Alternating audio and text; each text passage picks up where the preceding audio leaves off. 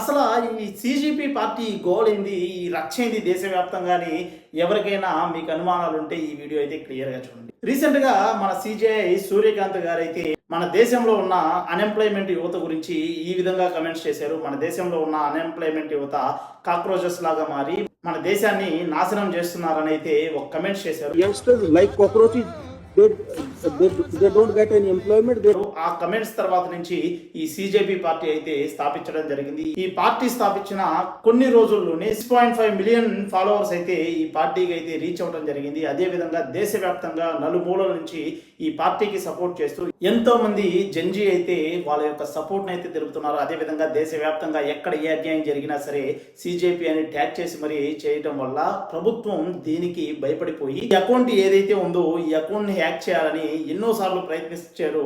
చూశారు కదా ఈ మెసేజ్లు కూడా దానికి సంబంధించినవి. నేనైతే ఈ పార్టీలో జాయిన్ అవ్వడం అయితే జరిగింది.